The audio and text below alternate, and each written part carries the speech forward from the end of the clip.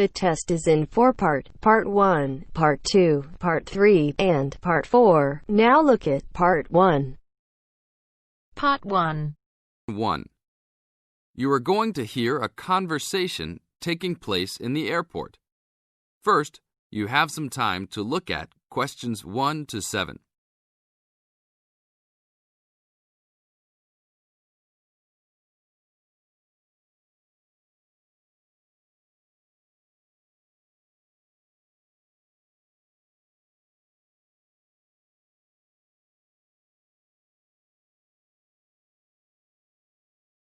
Now listen to the tape and answer the questions.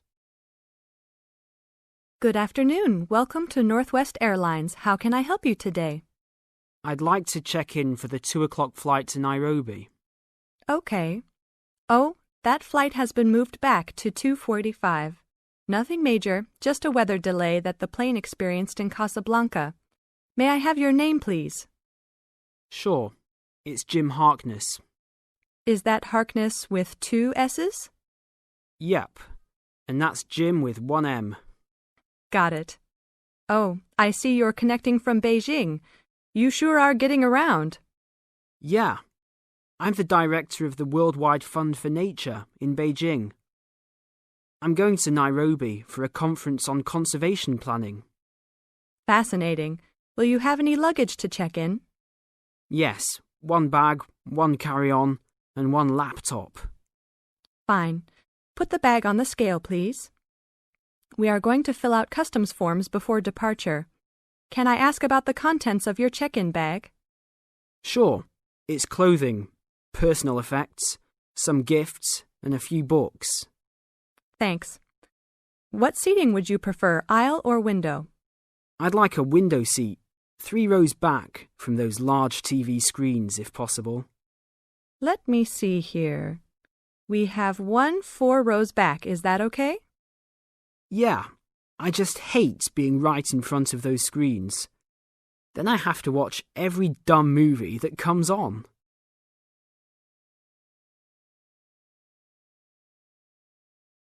Now look at questions 8 to 10.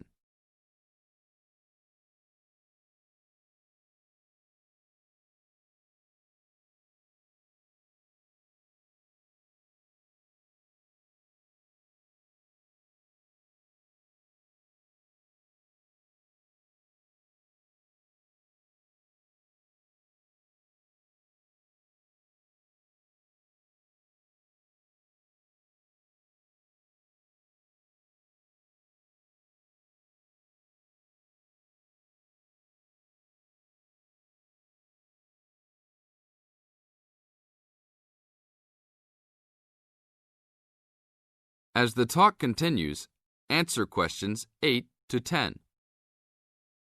I understand. Is that your carry-on? Yes, I bought it in India last year. It sure is a nice bag. Unfortunately, I think it's too big for the overhead storage compartment. Maximum dimensions for carry-on baggage is 16 inches wide by 10 inches high by 21 inches long.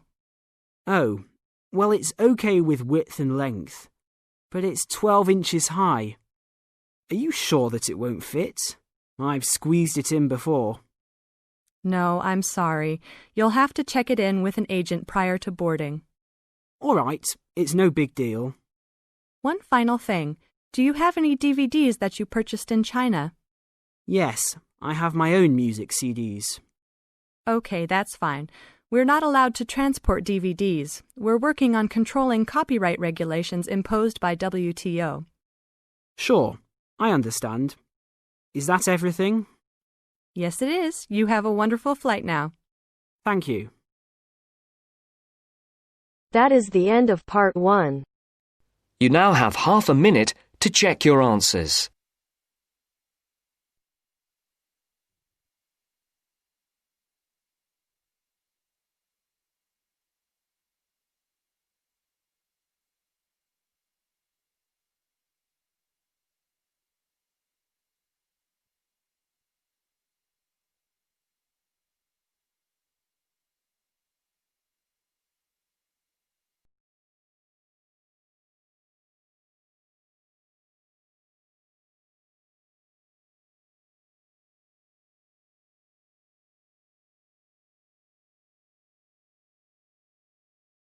Now turns to Part 2. Part 2. You will hear a talk by a tour guide. First, you will have some time to look at questions 11 to 17.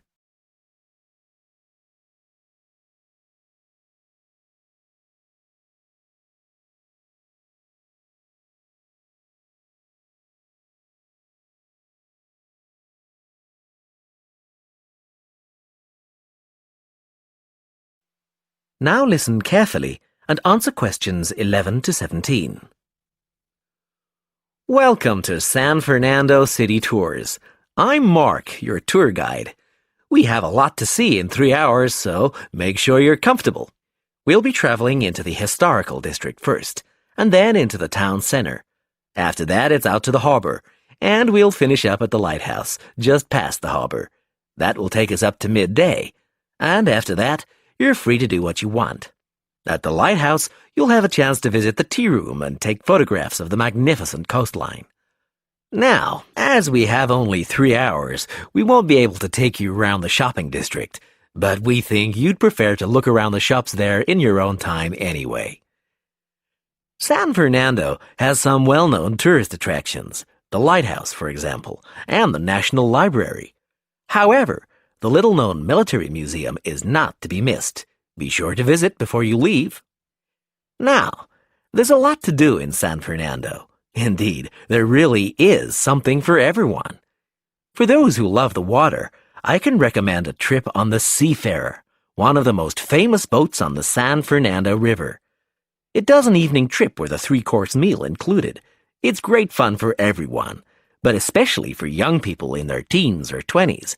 After 9, there's a disco on the boat, and it gets really lively. Then there's a climbing wall near the town center. It's incredibly popular, with a large wall for expert climbers and a smaller wall for novices. There's a junior wall and a creche, so it's a great day out for those of you with kids. And if you like walking, there's some great walking tours. The City Sights tour is highly recommended, as is the walking tour by the coast. But that one's only for the fit, not really suitable for children or the elderly. For more mature people, or those less able to get around, I would suggest a tour around the vineyards. It can be done in the luxury of a coach, and it's a wonderful way to explore the region's wines. Before you hear the rest of the talk, you have some time to look at questions 18 to 20.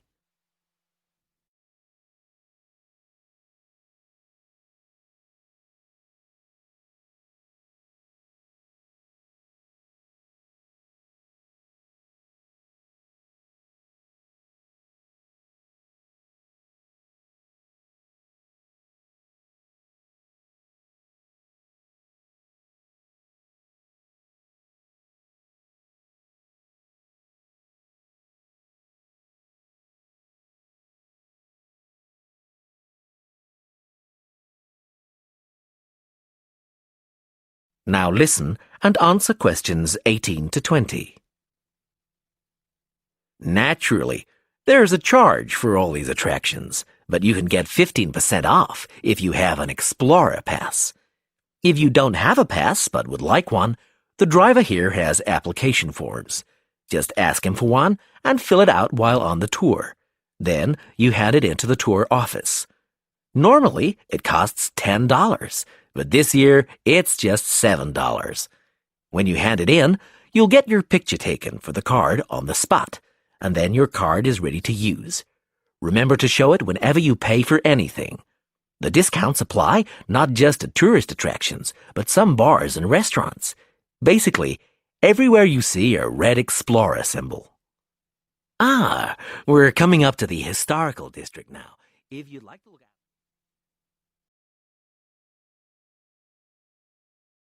That is the end of Part 2. You now have half a minute to check your answers. You now have half a minute to check your answers.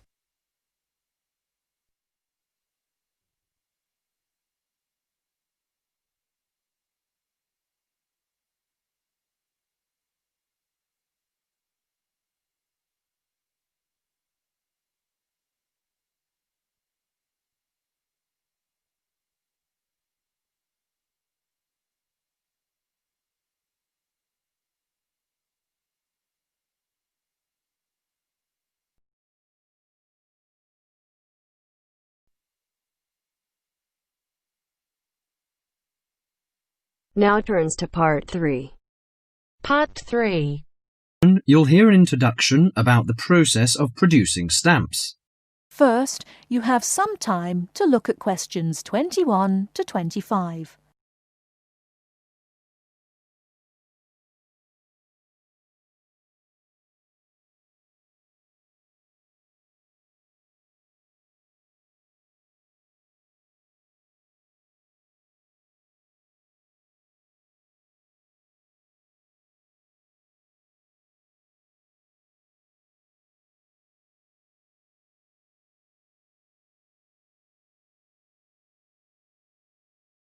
Now, listen carefully and answer questions 21 to 25. Hello, and welcome to this week's edition of Tell Me More, the programme where you ask the questions and we provide the answers. And we've had a wide variety of questions from you this week. And the subject we've picked for you this week, in response to your many letters, is the production of postage stamps. And as usual, we've been doing our homework on the subject. So, who designs the postage stamps that we stick on our letters? Well, in Australia, the design of postage is in the hands of Australia Post. In Britain, it's the Royal Mail that looks after stamps, and it seems that both countries have a similar approach to the production process. We discovered, to our surprise, that it can take up to 2 years to produce a new postage stamp. Why is that, I hear you ask? Surprisingly, it can't be all that difficult to design a stamp. In fact, it isn't, but it seems it's a lengthy business. Firstly, they have to choose the subjects, and this is done with the help of market research.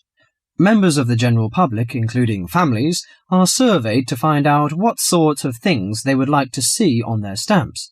They are given a list of possible topics and asked to rank them. A list is then presented to the advisory committee, which meets about once a month. The committee is made up of outside designers, graphic artists, and stamp collectors. If the committee likes the list, it sends it up to the board of directors, which makes the final decision. Then they commission an artist.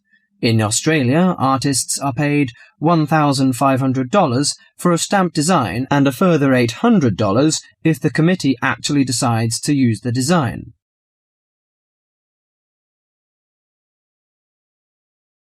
Before you hear the rest of the talk, you have some time to look at questions 26 to 30.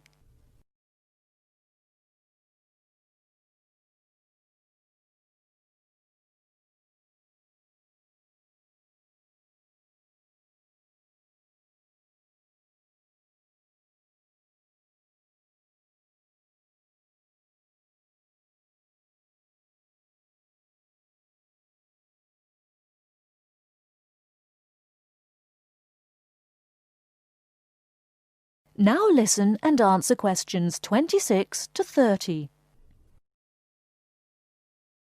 So there's a possibility that a stamp might be designed, but still never actually go into circulation. So what kind of topics are acceptable? Well, the most important thing is that they must be of national interest. And because a stamp needs to represent the country in some way, characters from books are popular, or you often find national animals and birds. So, of course, the kangaroo is a favourite in Australia. With the notable exception of members of the British royal family stamps, no living people ever appear on Australian or British stamps. Every year, the Royal Mail in Britain receives about 2,000 ideas for stamps, but very few of them are ever used. One favourite topic is kings and queens. For instance, King Henry VIII, famous for his 6 wives, has recently appeared on a British stamp together with a stamp featuring each of his wives. But despite the extensive research which is done before a stamp is produced, it seems it's hard to please everybody. And apparently all sorts of people write to the post office to say that they loved or hated a particular series. The stamp to cause the most concern ever in Australia was a picture of Father Christmas surfing at the beach. And when you consider that the practical function of a stamp is only as a receipt for postage, I think perhaps the importance accorded to stamps has got out of all proportion. Well, that's all for today. If there's a subject you want us to tell you more about, drop us a line at... That is the end of part 3. You now have half a minute to check your answers.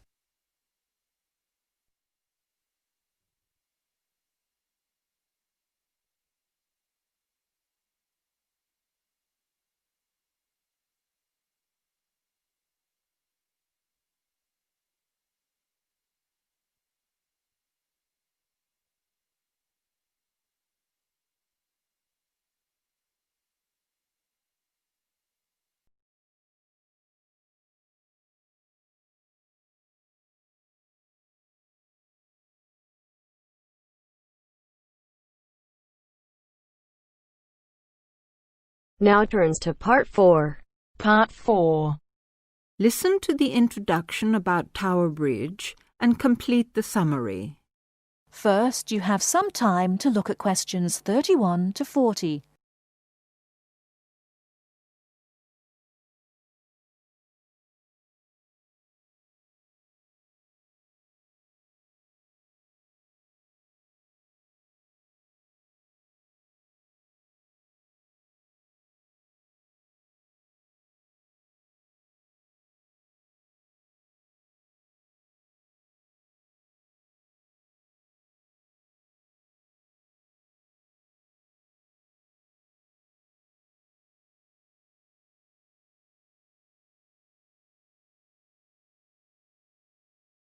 Now, listen carefully and answer questions 31 to 40. Tower Bridge is located in one of the most interesting parts of London. On either top of the tower, you can get a bird's-eye view of the wonderful scenery all round Tower Bridge. On its south side are many tall old buildings. On its north side stands the Tower of London itself. But Tower Bridge, the first bridge over the Thames, as you travel to London from the sea, is the most famous of them all. Although they look the same age, the tower is almost 1,000 years old, and Tower Bridge, which was built in the 1890s, is just over 100. Because of the tall ships up and down the Thames, it was proposed in 1850 that a bridge across the Thames near the tower was most necessary. However, the designers argued about the new bridge for about 30 years. They took so long because they had two big problems. One is that the new bridge must look like the old tower, and the other is that the bridge must not look like a modern bridge. They made it look like the old tower, so everyone was happy. Besides, the most surprising thing about Tower Bridge is that it opens in the middle while big ships are going through to the Pool of London. If you're lucky enough to see the bridge with its two opening arms high in the air, you'll never forget it. The bridge took 8 years to build and cost £900,000, a lot of money in those days. But it was a wonderful success and became a famous tourist attraction in London on the day when the bridge was completed. 100 years ago, the Thames was once London's busiest traffic route, so that the bridge opened at least 12 times a day. Today, big ships don't go so far up the Thames. Tower Bridge opens perhaps only twice a week, but the same wonderful machinery is still in good condition. Green, yellow and red, the colourful wheels and engines look smart and new, not 100 years old. They still lift the two heavy opening arms, each 1,000 tons, leaving 70 metres for the ships to go through. And they still can open and close the bridge in 1.5 minutes. Things are changing greatly now at Tower Bridge. The horses that used to help with pulling have gone, and so have the tugs, for they're no longer necessary. The walkways from one tower to the other at the top of the bridge were closed years ago because so many people jumped off them into the Thames, which is said to open again soon. In addition, the beautiful wheels will be part of a special exhibition for the public to visit. There'll be a restaurant in one of the towers and a pub in the other. But whatever happens in its exciting future, Tower Bridge will always mean London. That is the end of part 4. You now have half a minute to check your answers.